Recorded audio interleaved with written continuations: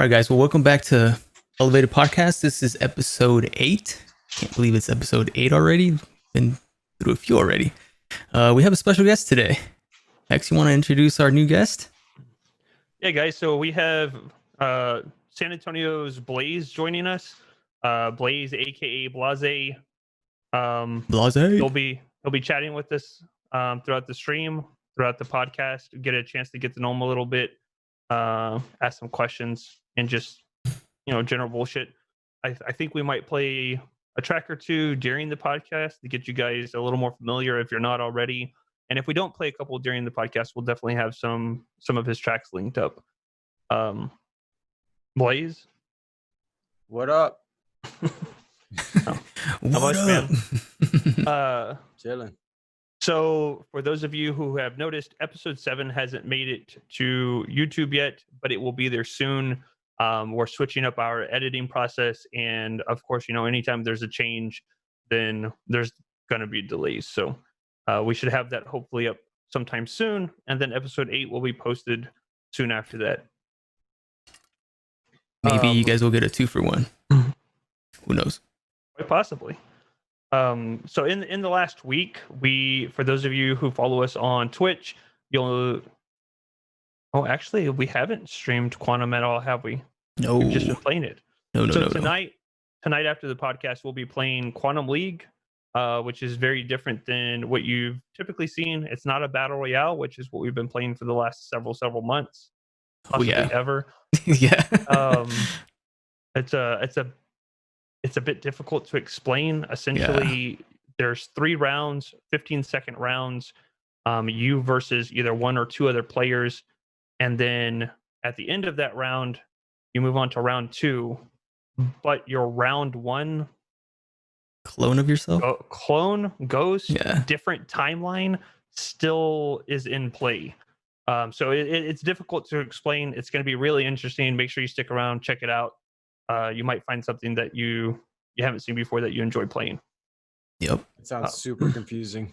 Dude, it is no joke. Very confusing. You literally have to go through the tutorial. You have to do the tutorial. If you don't do the tutorial, you're fucked. Yeah. So to get us started, I think everybody's a little familiar with myself and DJ. Blaize, you want to give us a quick introduction of who you are, what you're about? Okay. Well, my name is Blaize. I have a house alias, I guess you could say, called Blasé. So I've been making dubstep, trap, anything heavy on Blaize side, and then anything house is on the Blasé side. The reason I did that was because I was posting house music as Blaize, and people were just getting mad. Like, it was like straight dubstep for like months, and then I would drop a house track and people would be mad because it was house. Really? And it just kept happening over and over again. So I was like, you know what, I'm gonna start this new Blasé thing, and I'm just gonna see what happens. And so far it's been popping off pretty good. The Blaize is going pretty good too. So it's crazy how people can get so frustrated whenever an artist does something that isn't what they're familiar with. Yeah. And people that are into dubstep versus people that are into house, sometimes there's some crossover, but most of the time it's like they come from 2 totally different worlds. I think the Riddim people, they're real picky. They like it strictly Riddim. Dude, they do. It's weird. It's weird. I gotta say that I'm not a big fan of most house, but there's a few house artists that I really enjoy, and there's been a few house sets that I really enjoy, but so far there hasn't been a single track released underneath Blasé that I haven't absolutely kept on repeat for the first couple of days after hearing it. That's what I'm talking about. There you go. Yep. So actually, I think DJ's first real introduction to you was watching one of your live production pieces on Twitch when you were, I don't know if the song has a name. Oh yeah. But, get your booty moving onto the floor. Oh yeah, booty down on the floor. Did you? Yeah, that one's done. Dude, that one was so dope. I've got to say, man, that was probably 2-3 months ago that you did that live on Twitch, right? I don't know. It was a long time ago. It was a long time ago. We bring it up at least a couple times a week. Yeah, easily. Yeah. Yeah, like those vocals is just something that absolutely guts. It just sticks in your head. Those are my vocals. I just Dude. picked them up. Dude, that shit was like hardwired in my head, dude. Play that sucker. You have it? No. Let me see. Let me find it real quick. We're not gonna ever rip stuff off of you. Right? I considered it. It's fine. Yeah, but we like really enjoyed that. Yeah, we'll be playing a game and we'll just out of nowhere, dude. Just we'll start saying it. The flow. Yep. All right, here it goes. Do I just play it or do I send it to one of you guys? Yeah, go for it, man. No, but just play it. We've got it casting right now through the Zoom meeting, so you're good. Okay, tell me if it works. That's my dog. Is it working? It's real quiet. Yeah, it's real low. Okay. That's as loud as it gets. I actually don't know how to feed it through. Send it to you. I'll send it to you. Yeah, that's Cashy Ice Whip. Let's see. I don't even know if we would be able to play it through like well, we can do it through stream. Yeah. But not through the Zoom. All right, I sent it to you, Shane. Awesome.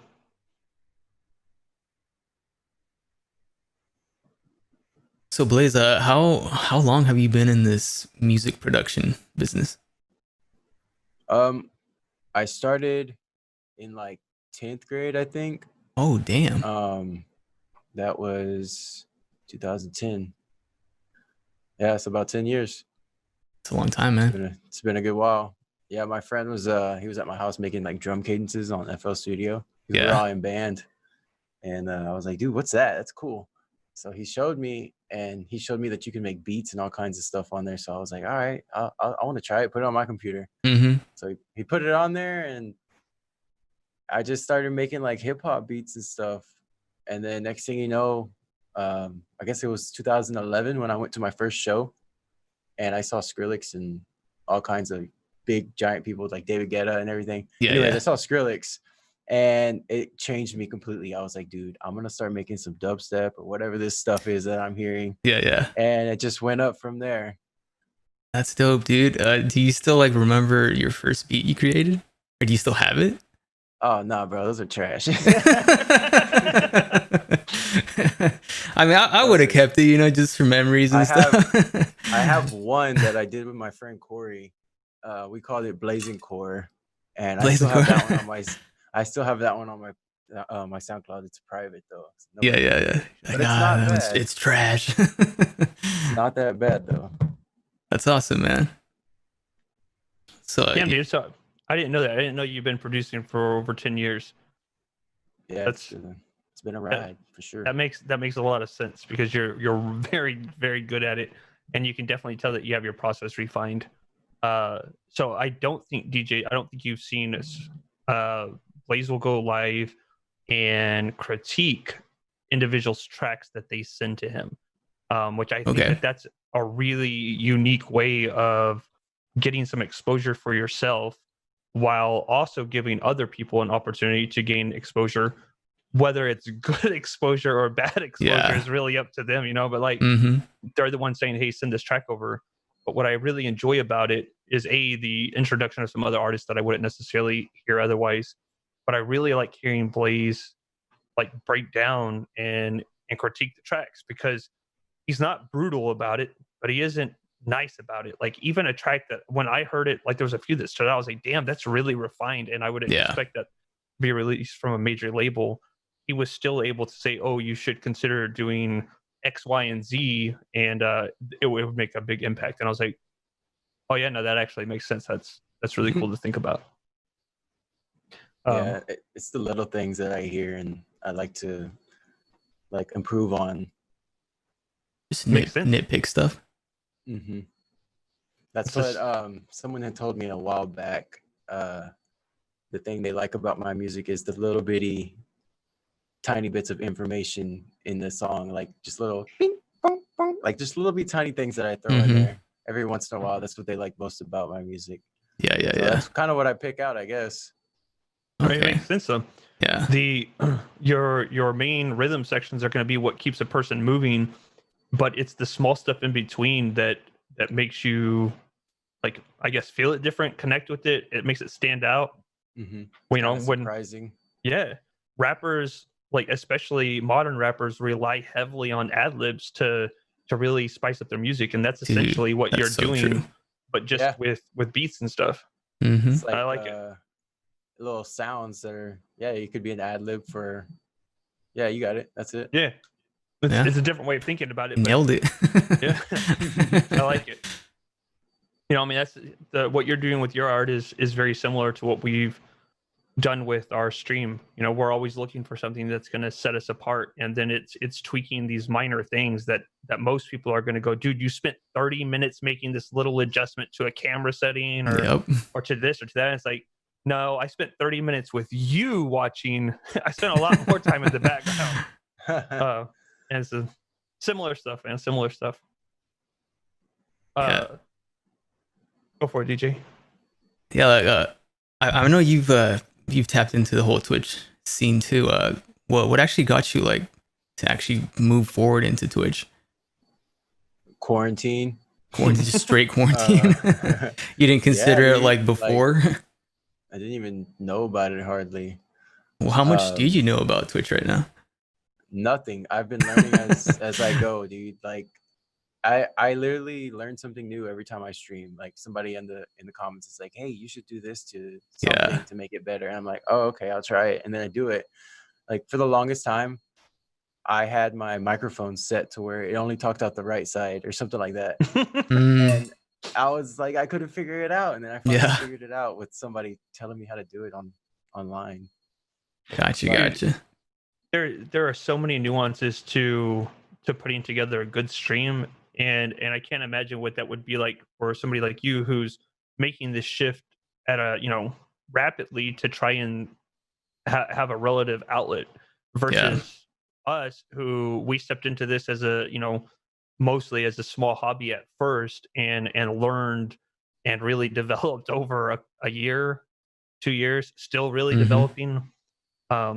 And then you have somebody like yourself, and people just expect more because you already have a really good package put together, whether it's what they're listening to on SoundCloud or YouTube or Spotify, or what you're watching when you're in a club or on a stage. And then they're going to expect that same level of production coming on the Twitch. And you're like, look, dude, I don't know what the fuck I'm doing. Yeah, exactly.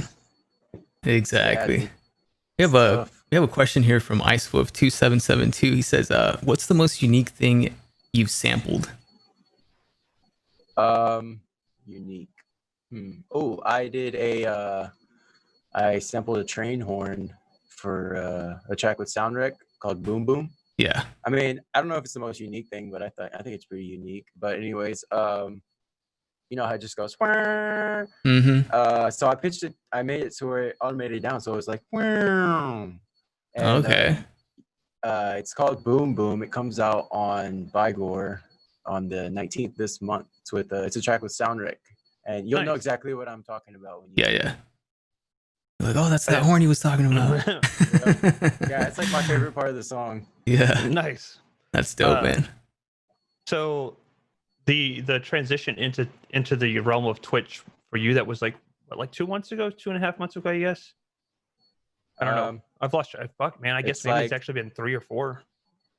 Which day? It was like a week after quarantine started. I threw that Yesterday Land festival on my Twitch, and I didn't have it all set up yet, dude. I could have made probably like, I don't know how much money, but like I didn't have nothing set up.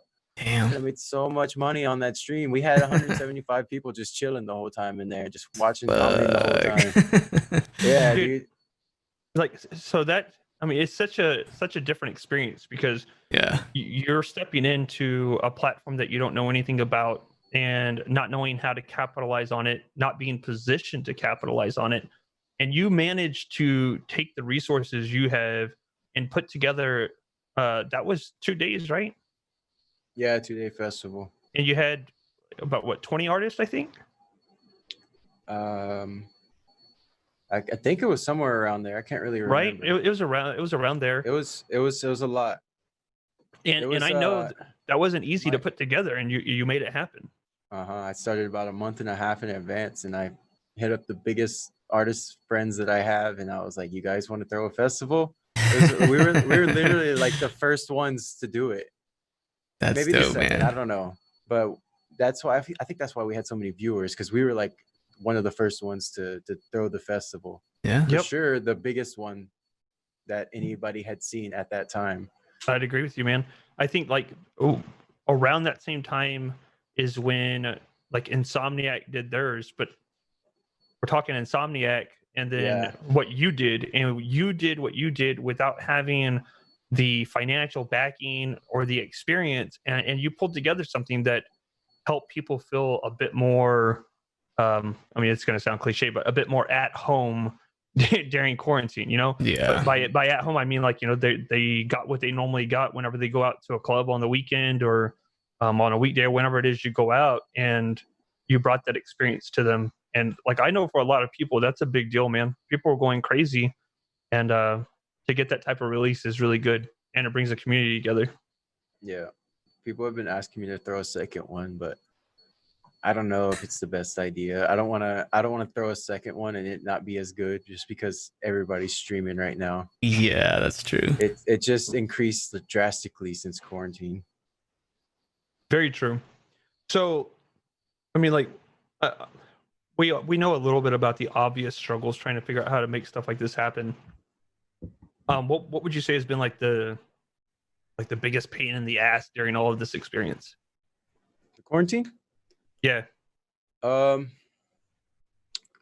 Honestly, like not making as much money because I'm not playing any shows. That's probably it, dude. I've been having to hustle more at work and a lot more side jobs and stuff. But I don't know. I feel like that's probably the hardest thing that's been about it so far. But I think I'm glad you've been making it through though, dude. Barely, bro. It's been like check to check, man. It's been crazy. I hear you on that one, dude, because like, I mean, I DJ on the side too, and I can't DJ weddings anymore because you can't get married within, like, you can't have a big group, so you can't get married anymore in venues. So yeah, I've lost a lot of clients. I had to give back a lot of money too. So really? I hear you, dude. I'm feeling your pain. Yeah, my contract says the deposits are non-refundable, so I was Gucci on that. Well, smart. The thing with mine was I only keep the deposit, but they had already paid me in full, so I kind of had to give it back. Yeah, rough. It's unfortunate. So now that you've been doing this, I mean, like, I know that there's a lot of this and that, and I don't want to get into the politics behind the quarantine or what people are projecting. I know that we've started to see some things open up. I will say, you don't have to Blaize, but so San Antonio currently, I think the majority of everything's opened up at 50% capacity, and that's extended to the bars and clubs. Blaize and some other friends put together a show at one of the local clubs here, and caught some negative flack because of it, because people just assumed it was going to be like this regular show. Everybody's getting together up in front of the stage, mosh pits, and spreading shit all around.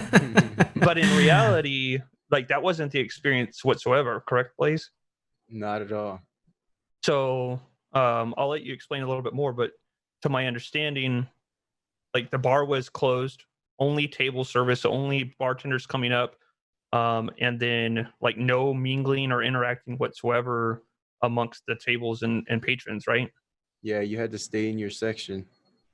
So I think that's a really interesting way to go about getting things opened up in a post-quarantine world. And I don't know if we're going to see things open up further. Personally, I think that we might see some things get pulled back. Yeah, I think so too. But, what do you think it's going to be like for you as an artist, like, coming out of this? Are you expecting to spend more time on Twitch? Are you going to continue developing your Twitch skill base? Or are you looking at focusing more on what the club world's going to be like? I think the future holds lots and lots of those drive-in car raves. It's gonna be tough because of the little guys who throw shows. They're not gonna be able to afford these big pieces of land to rent out to throw their shows. I'm sorry, what was the rest of your question? No, just like where do you see yourself going? Are you going to focus on the Twitch side of things? Are you going to focus on trying to be part of these drive-in festivals? I think I'm gonna try to do both. I'm gonna definitely be doing the feedback sessions on Twitch probably weekly. I think I've been doing it almost weekly. I'm gonna start producing a lot more on Twitch. I'm just gonna try to do everything as much as I can. That's what I've been doing before quarantine started, and it was working. So if you put in the work, you'll get what you work for, I guess. Exactly. That's true. So with that being said, getting further into Twitch, especially if you're going to try and establish a good foothold, I'll tell you, man, I think that what you're doing, I'm sure that there's other people doing it. I don't know who the fuck those people are. Like, I haven't seen anybody else doing it. Yeah. I haven't seen anybody doing the type of feedback sessions you do. I know of a few people who produce live while they're streaming, but not very many. And I haven't seen any of the bigger name guys doing it. I would love to actually know why, why don't you see somebody like Excision or Elenium or Borgor or any of the bigger names doing their shit live? I think they're trying to be more secretive about what they're about to release, and it also probably has a lot to do like those bigger guys. I think they have to get the songs approved before they actually release them by their management. That makes sense.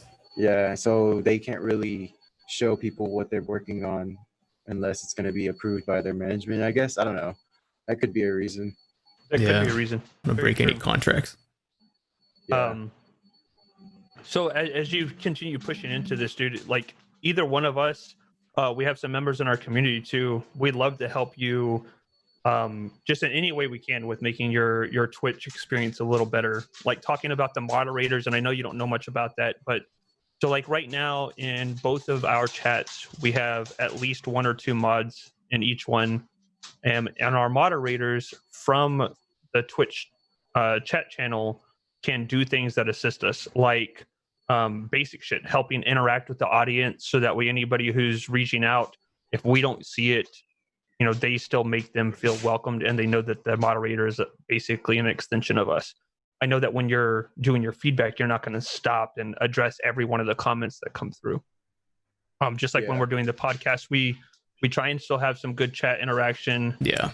But we don't want to stay focused on the chat because the podcast is going to go live or going to go post live to YouTube, and then it's difficult. Like how much chat interaction is good to have. Yeah, you got to stick to your subject. Yeah. Or whatever. Yep. Think of it as your own little personal assistant. But the moderators can help do a lot of commands. They can help update stream titles. They can do all of the busy work and really helpful. And then with just like help with getting alerts set up. I'm sure that you've heard a little bit about that, right? Like I think that you still have the basic zombie alert. There's a bunch of more fancy stuff that you could do. It would be a really good way to integrate some of your sound clips in for when people do different things. I had it. In my songs how it goes, blaze on it, blaze on it, blaze on it. Yeah. Every time somebody did something, I can't remember it, but every time it was like a donation or something, it would do the sound. Nice. That's a good one. Yeah. That is a good one. I need to do more of them. Yeah. You should focus on that. Work on the content on your own channel. Alerts, transitions, like little stuff like that. It'll, put you out in front and differentiate you from everybody else. I've got the transitions down pretty good, but everything else is kind of, I don't know what I'm doing. Well, man, we'd be happy to help out with shit like that, though. Yeah, it'll come with time. I'll be down. Dude. All right, I'm gonna step away for a quick second. Otherwise, my husky is gonna get in my lap. That's funny. This happened, 2 podcasts ago? He actually had to let his husky out. Yeah, But mine would be standing on me right here, yeah. looking at me, trying to get me to pet him or something. There you go. You can use that as content, man. Content for your channel. Bring in some pets, throw a pet cam or something. Oh yeah, You can be that's creative with true. that. Put the sucker on there. Yeah, Put it there on you his go. head or something. Let him run around the house while put him on the corner. That's one way to do it. So where are you based out of? I live in San Antonio. San Antonio? I grew up in the north southern Texas in a small town called Woodsboro. It's Okay. close to Corpus. It's right in between Corpus and Victoria. Mm-hmm. But yeah, I went to school there my whole life, elementary through high school. Once I graduated, I moved to Austin to pursue a career in music at the Art Institute, and I dropped out because they wouldn't let me test out of classes. I was just zooming through classes so easy. I didn't Yeah. even pay attention. I produced during class every day. Damn. And once the test came, I just did my test and passed them, Holy and shit. they wouldn't let me test out. Yeah. They wouldn't let me test out, so I dropped out, and I don't regret it. I mean, Yeah. Well, guess look I'm at you now. doing pretty all right. That's awesome, Yeah. man. I always wondered like if you had any like educational background within like producing. I just learned it all from YouTube or just experimenting with stuff. Yeah. That's pretty So much you're- how I kind of learned my whole DJing thing. And we kind of went over it like 2 podcasts ago. Mm-hmm. I think it's really cool that you know, the majority of the people I know that have any real interest in music typically have some type of education that they tried to pursue, and then usually they backed out. But like it helps with the music theory and all that. Yeah. But your production skills are self-taught from YouTube. DJs are self-taught from YouTube. I think most of us use YouTube now for all that. But like I have a friend that is a professional musician, plays bass, guitar, drums, does vocals, like many different styles. He does production, post production, like the whole 9 yards on all of the major platforms. He went to Berkeley and then left because the same shit that you were just talking about, Blaize. Just you get in there and then it ends up being just Bunch of noobs. yeah, man. And then he was like, yo, I was getting into arguments with my professors and then proving them wrong. And then, it's like, what the fuck am I paying for? Yep. And I No. still got to pay them back too. Yep. Damn. What are you gonna do? So when you're getting into producing a new track, like what does your creative process look like? Okay, so I started a track today. It's about halfway done already. When I started, it's a house track. Usually with the house tracks, I'll start from the intro and I'll just come up with some kind of little chord or some cool sound to start it off with a bunch of reverb or something. And then I'll play around and do a bunch of different vocals. Like I'll record a bunch of different vocals and see what works. And then I'll lay down some bass lines to the same key.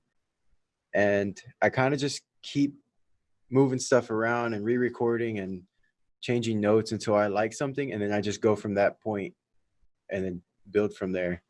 And then when I'm doing like dubstep and trap, a lot of the times I'll just start from the drop and I'll work on like the sound, the what do you call it? This they think the what is it? I lost the words. I don't know, man. You're the producer. I'm just a DJ. Yeah, I know. Anyways, I start from the drop and I just mess with the sounds a whole bunch until I like them exactly how I want them, and I'll kind of like put them in the intros with a bunch of reverb in the background. So by the time it gets to the drop, you've already heard most of the sounds you're gonna hear. Yeah. And it just comes together a lot more clean. I don't know. Nice. It kind of sounds like you're putting together a puzzle, slowly putting it together until you reach, the drop.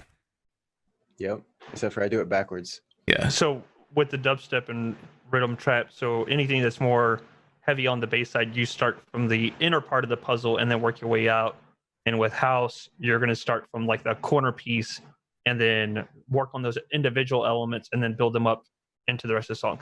So this is what we were talking about, DJ. I was telling you, like, I think it's really interesting that even within the same producer, depending on the genre, like people have these different approaches. You know, like I know, I think Tool, you know, the rock band Tool with a fucking decade-long tracks or whatever the fuck. I know that as a band, they work on the music like kind of in tandem, and then the vocals are done 100% separately. Like they send them over, and then the vocals are put down afterwards. But then that's how it usually is. But whenever I'm doing my own vocals, I just do them at the same time as I'm producing. See? Like that's, and I think that's really interesting. And then I know other people, like, I guess it really depends on who's kind of a lead within a project. When it's a solo project, you know, I think that even there it's done differently. But in a lot of bands, I know that sometimes, you know, the vocalist or whoever writes the lyrics, the song will end up being structured around that. And then with other groups, the lyrics are in a book. You hear a song, and then you start flipping through to find, oh, I think I got something for this, and then, you know, they fit it together. It's crazy how music just, like, there's no one formula. I say that, but then I remember, like, a long time ago, Blaize, I'm sure you've heard this, the shit, what was the name of the song? It wasn't Dubstep 101, it was How to Make a Dubstep Track. Dubstep for Dummies? Oh, I think I heard that song. Yeah, dude, I can't remember who did it, but it was a literal song about how to make a song. It was a long time ago. Yep. That song was cool. Yeah, it was. That was like 2012 or 2013 maybe. But started talking about, you know, you find a good kick, and then you find the right snare, and then you drop it all together, starting with the drum beat, and then introduce the different elements. And it's just like, I know that after producers been doing what they do for a while, they end up having a recipe book, if you will, and then switch out the ingredients. But everybody's recipe books seem to be pretty different.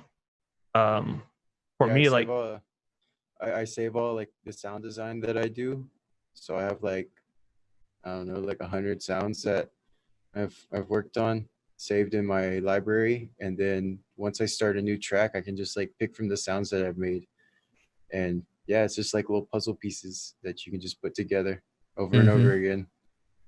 That's really cool. That is dope.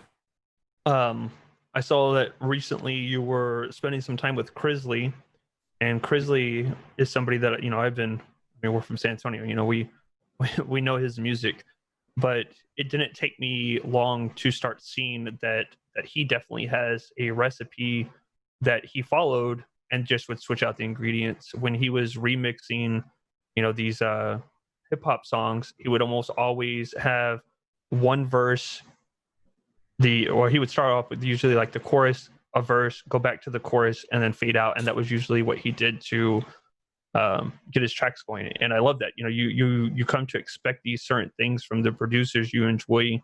And even though the sound design, it will be similar between their songs, there's such vast differences.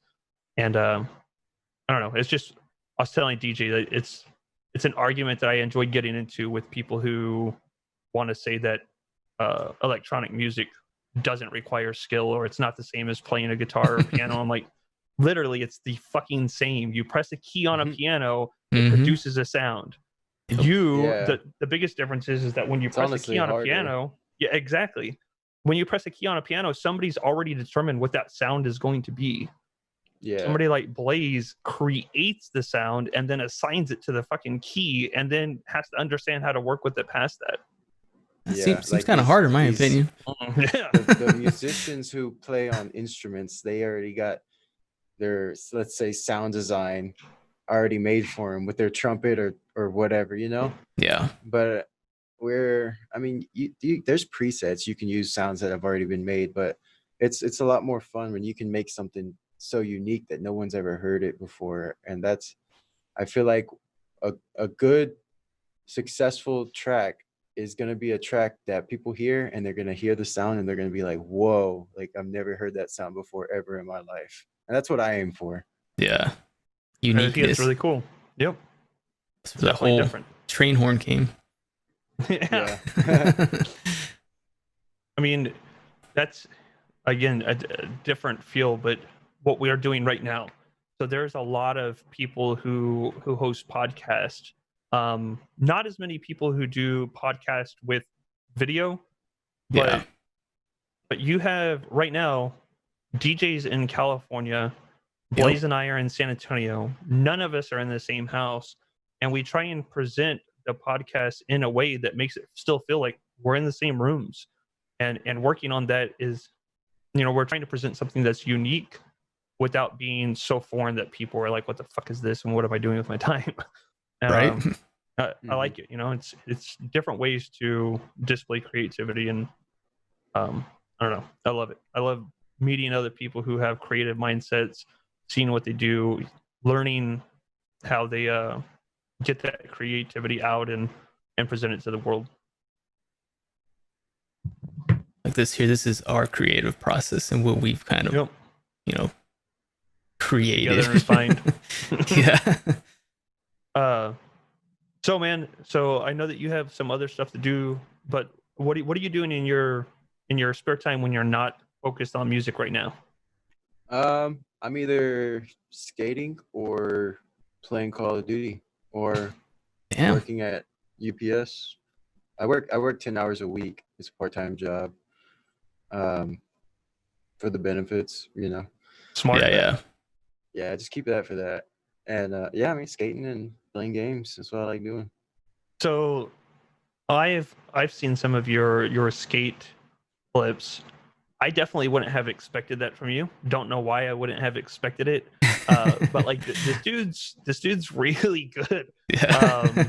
Yeah. Like I think the first clip I saw from you was you doing, what was it, like a double kick flip in your garage or some shit? Oh yeah. I think I posted one of those, something like that. I did another one where I was just riding down the road, and then I put it into like super slow-mo, and I did a double kick flip, and it had some song in the background. It's kind of cool. So I just, what the fuck? Dude, I couldn't fucking ride a skateboard to save my life. The first time I ever fell was like back in middle school. I never got back on it again. I was like, nope, fuck that shit. It's not for me. I fell a lot, man. I used to board slide on the the yellow things you park your car in, like the blocks that you park your car. Oh yes. We would wax the top of them and we'd board slide on them. That's how I learned how to board slide. And first couple times I'd be like that, boom, bam, on the back every time, bro. Oh my god! And land on your back on that yellow thing. Yeah. Did that like 3 times until I finally learned how to do it right.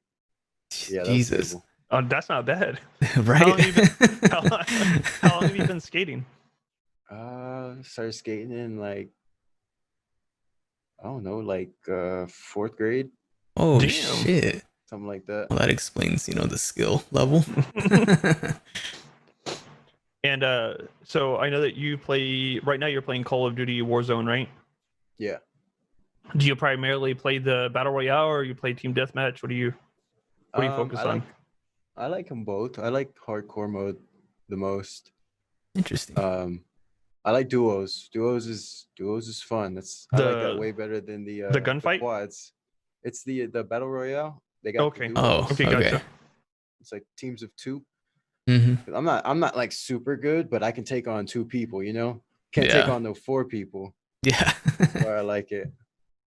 Did you ever get into the gunfight? Yeah, I like gunfight too. Isn't that like 3-on-3 with whatever gun they pick? The 2v2 with whatever each team having the same guns. That was what got us into it. So both of us enjoy competitive, just anything that's competitive. Mm-hmm. When Warzone came out, like I loved Warzone, but DJ he sucked at it and he's not used to sucking, so he's like, "No, fuck this shit. We're not playing that no more." That was me, bro. I was so bad. I was the worst. I was the worst on my team every single time. And then they came out with this tournament for all these record labels, and we ended up getting a team on there. We ended up getting the team on there, and I was so bad, bro. Like, and I was gonna play in this tournament, and I was like, dude, I'm gonna practice every single day. I'm gonna get good. And that's what I did for like a solid 2 weeks, and I got my skill level up. We still sucked, but but at least it wasn't your fault. I mean, I don't think it was my fault, honestly. I'm a lot better at it now because of that, though. Oh, so So what was this tournament? Was it like done just amongst? Like it had to have been private. Had to have been private. Nah, it was kind of weird, honestly. They almost always are, dude. Yeah. You tell them what place you got in with the screenshot. You show them your screenshot, and then everybody on the team adds up their kills, and you play 5 games, and whoever's got the best points wins. And you never even verse the people who you're like going up against in the tournament. Yeah, which was kind of, I didn't like that. But anyways, it was supposed to be musicians playing against musicians, like record labels, you know?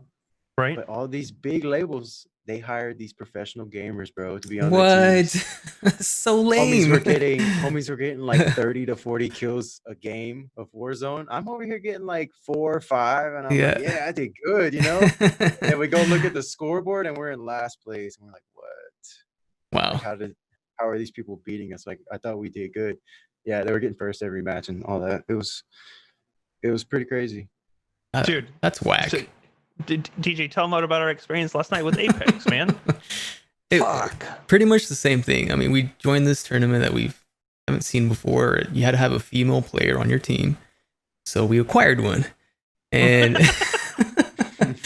and it was like you said, it was on a point-based system. Each win was, first place was 10 points, second place was 4 points, and every kill was a point. So we had to play as many games as we could within an hour and a half and screenshot our best 3 games and add up the points and submit.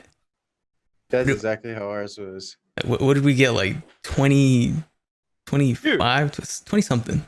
So I don't know if you're familiar with Apex. So in Call of Duty, there's 150 people, you know, and you can be revived multiple times. So like you have a lot of opportunities to earn some kills. Not that. I think my best game was I got 8 kills on Warzone. But in Apex, there's only 60 people on the map. And so we had a game where between the 3 of us, I think we had like 13 kills, right? Yeah, like 13. 12 like 13 kills. It was 12. You had 6, I had 5, Cash had 1. And so we had 12 kills. This was a fucking solid game for us, dude. Like, we're like, fuck yeah, it was a really good game. Mm-hmm. The people who came in first and second place had 130 points. So if you assume they won, like first place is only worth 10 points. So 3 games, that's 30 points. That means they got 100 points. 1 kill is worth 1 point. They got 100 fucking kills in 3 games, and there's only 60 people on a map. Like, so they had to have killed over half of the map in 3 different games. Yeah. What the fuck? That's not even real, bro. That didn't even happen. What the fuck? So I mean, it's possible. It's just very rare. Like, it doesn't happen often. It's possible though. Flying around and shooting rockets at everybody or something. We're not bad at the game. Like, honestly, we're pretty good. And to come in last place in a situation like that, I'm like, fuck y'all. Y'all got last too? Dude, we got last. Yeah. Dead last. We got last. Tough, man. So check this out. Last. So back last month, Formula E, like professional racing, did this. They had this online where professional race car drivers are playing. I think they were playing like a Forza or some shit like that, right? So you have these professional race car drivers playing video games, facing off against whether, I don't know if it was fans or whatever. And it was a tournament. I think it was a charity-based tournament. One of the fucking Formula E drivers got a ringer, paid somebody to play in his position, and then he pretended to be playing while this. I'm doing something, George. You got to leave. Like,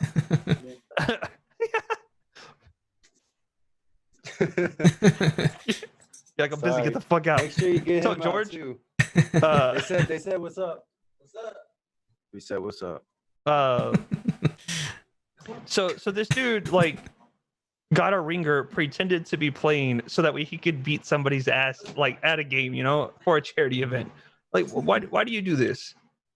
So they want to win. So who's this dude? Who's that dude that just came in and interrupted you? That's George, bro. Toscano. Everybody knows George. Everybody knows George. George Toscano. What's interesting, DJ, is soon I really believe that soon everybody will know George and will know Blaize. Oh so yeah. George is George your roommate? Yeah, and he produces too. And both of these guys from San Antonio have had major national recognition all throughout this year, and I guess really like leading up through the end of 2019 and coming into 2020, right? Yeah. Yeah, Both of them. he's on the Excisions one of his compilation EPs. Yeah. Yeah, he's And been doing work too. yep. And I think that I just saw that he just got featured on Excision's like personal Spotify playlist. Oh yeah, he right? did that too. That Yeah. was pretty dope. I think it's amazing, man, that both of you guys are like getting that type of recognition. Not only because clearly I'm gonna support anybody that's from San Antonio, but both of you are insanely good, very very talented, really humble people. Um, I don't know. I feel really fortunate to have ever met you, much less been introduced to your music um, before you blew up. Which I know that you're in the process of that. I'm sure that quarantine has put a damper on it, or at least it Yeah. feels that way. But you guys have Yeah. been kicking ass. I mean, the last big show that I got to go to before quarantine was seeing Excision for his new tour. That was And my last show too. dude, and I remember like I'm there, and I was there with one of my friends who he's my boss. Like we just started becoming friends over this last year, and so he's into EDM, more poppy stuff. And I was like, well, come to the show with me. It's going to be much heavier, but this is the shit I enjoy. And I had been hyping you up to him, telling him about you, and then like halfway through Excision set, I was like, wait a minute. Yeah, that's my boy. That's my boy that fucking Excision is playing right now. Like, and knowing that Excision worked that into his set, not because he's in San Antonio and he's playing a local artist. Like, fuck, I don't even know if he knows that he was playing a local artist while he was in San Antonio. Like, he was playing something that he supports. He had it in his playlist to play every show, but I had hit him up and got us on the guest list for the show. And I don't know. I think he played it every show. I've got multiple videos of him playing it in a bunch of different spots. So I guess he would have played it anyways. Dude, I think that's phenomenal. On that topic, like, what is your favorite moment? Like, who have you got a video from of some artist playing one of your tracks? Like, what's been your most hype moment so far for something like that? For someone playing my songs, honestly, probably that one. Yeah, I haven't. Oh, Cruella plays my stuff. They have two of my tracks. That Boom Boom one I was talking about earlier. nice. And what was the other one? Oh, Breakout. That one dropped on MMX VAC a couple of months ago. They have that one too that they've been playing. Yeah, them two are probably the biggest artists that have my music right now, I think. 12th Planet has a bunch of my stuff. Chainsmokers. I've never heard them play anything though. I remember whenever you posted that link, and Chainsmokers was one of like the initial people to grab the download. Mm-hmm. Like, that was badass. For me, like watching other artists play your shit. So Borgore has been one of my favorite artists. Oh yeah, since I got into this, dude. And I watch his show on a pretty regular basis, and then seeing him drop your shit was badass. And I just saw that he started streaming again too. That song that he dropped is called it's called Click. It's with my boy Days Off, and that one, Boom Boom. I have a track with Mad Reckless called Coffin, and I have another track. What was the fourth one? Oh, with Pyro and Hey, it's called Sheep. All four of those are dropping on a Bygore EP this month, the 19th. Dude, that's nice. Badass. That's really badass. You're welcome. Much. So, I think we're getting near the end of the podcast. Do you have anything else that you wanted to talk about before we start to wrap things up, man? Me? Yeah. Stay home. Don't catch no. Don't fuck catch this no up for us, COVID. man. Don't catch no freaking COVID. We don't need that. Right? We really don't. I'm trying to go out and play some shows for y'all fools. Guys, and seriously, don't be that person. Like, don't be that person that thinks this shit's a hoax. Don't be that person that, you know, believes it's just all political bullshit. One of our friends, somebody that fucking served me drinks at my favorite club for fucking years. He's in the he's in the hospital right now, and like, it doesn't look good, and I know that he doesn't feel good, and it's fucked him up, and I know that he's looking back and saying, fuck man, I wish I would have been one of the people who said, you know, I'm ready to go back out and start drinking with friends or whatever again. Like, don't fuck this up. I want to have a Halloween. I want to have a Halloween. I want to have a fucking Halloween. Don't fuck this up. I was about to play the biggest show that I've been booked for, and it got moved because oh my god, coronavirus. What show? It was that Ubby show. And seriously, dude, man. I was about to go off, man. I had my whole set planned out and everything. I was ready. Yeah. And then, it's canceled or moved or whatever. I'm like, oh my god. So Ubby is a one of Texas's largest festivals, possibly our largest festival. Maybe that New Year's Eve fest is bigger, but it's definitely up there. Disco Donnie, isn't it? Yep. Yeah, they do the big ones. Like one of the biggest ones, and that sucks, man. Hopefully things fucking smooth out soon, and we get back to some type of normalcy, and when we get to see you back up on stage. Yeah, they said they're gonna get me for either the one they just announced at Ubby, the Halloween one, or the Ubby for next year. So I'm gonna play one of those or both. They told me. I don't know yet though. For sure. Well, my fingers are crossed for you, dude. I want to see you out there. GG, do you have anything else before we start to wrap it up? No, I mean, I learned a lot about Blaize. More excited to see him perform, but he's not gonna do that right now. Hey, I'm playing that drive-in festival with the one that Oblique's putting together. EDM drive-in, yeah. EDM drive-in. I'm doing a Blasé set. Okay. I really want to make it out to that. So this drive-in festival will be the first major festival or major anything for San Antonio since we've started reopening. Okay. And I'm really interested to see how these are going to work. So one of the largest venues in San Antonio, the parking lot got booked, right? I mean, that's so weird to think about, but it's a massive parking lot. And I think right now it's like 10 plus slots, right? For the show, it's I think it's 8 people. 8 people? 8 artists, yeah.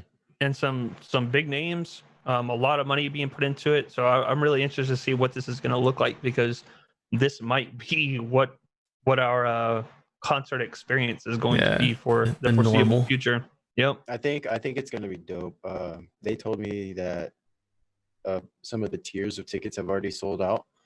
Damn. Some were like half sold out already, so I'm pretty sure it's gonna either sell out or come super close. You know, it's crazy for those of you that don't know about this shit. I don't know which drive-in festival that has launched already, but for the top tier tickets, they were $400+. Holy crap! Well, right, they allow 6 people, but then 6 people per car, and then but I was like, damn, you know, but like, what's nice though is anytime I look at things, I always look at shit from a business perspective. It's just how my mind works. So knowing that at least if things don't go back to the way they were 6 months ago, at least there is still a business model there. At least we still have people who are looking to capitalize on it. And I mean, for the consumer, right? For those of us on this side, it's important because like we're still going to get to interact one way or another with artists and seeing how they create. And I mean, you know, things are always going to move forward. It might not be what we're used to, but progress will always be made. Yeah. Got to do something. I just want to see car mosh pits. Like you get a demolition derby, man. Like, you know, like, I was like, are we gonna have bumper cars or what? Dude, you know, No, none of that. I want to see a Throwing Elbows remix with like throwing tires or some shit. I'm gonna definitely scream "honk if you're horny" into Dude. the crowd. Whenever I'm playing. Oh, that's funny, dude. Like it's well, you know, we shouldn't hear anybody say "throw your hands up." Like They're gonna be like, fucking broken wrist. I'm suing you. Yep. It's gonna be new shit. Like everybody flash your lights and turn your Man, tires dude. from left to right. yeah. That's It's gonna gonna be be so interesting. weird, man. Everybody's just like, Yeah. Turn on their Well, car dude, alarms. I really appreciate you carving out some time to come chill with us, give Yep. everybody an opportunity to get to know you better. I'll make sure that we notify you once the post edit video is up. If you don't mind, I'll figure out how to at least put in maybe like a 30-second clip of the what I don't know what did you say it's titled? The booty moving? booty move. Booty move. Booty move. I would like to if you don't mind that. I won't Yeah, go include the ahead, full man. song, but we'll probably include a couple others, guys, for those of you that are still around. Whenever Yeah. I drop the live podcast and start switching over to my normal stream, I'm gonna put up a couple of Blaize songs. So make sure you stick around and listen to those. Yeah, for sure. I'll do the same. Sounds Cool. good. Well, man, we appreciate you coming out. Yeah, guys. Thank you for having me. Oh yeah, dude. DJ, you want to let them know where they can find all of the important things? Hey guys, we're gonna have everything down in the description. Blaize's links to all his socials, ours, obviously, all that good stuff. So don't forget to like the YouTube video, subscribe, and leave any comments down that you guys want us to talk about, maybe in the next episode, or just anything. Yep. That's good, man. Well, we appreciate having you. Thanks for joining us. Guys, stick around. We'll be on the BRB screens for about 5 minutes while we get everything set back up. All right, man. See you guys. Peace. Later, Blaize. Thanks, Blaize.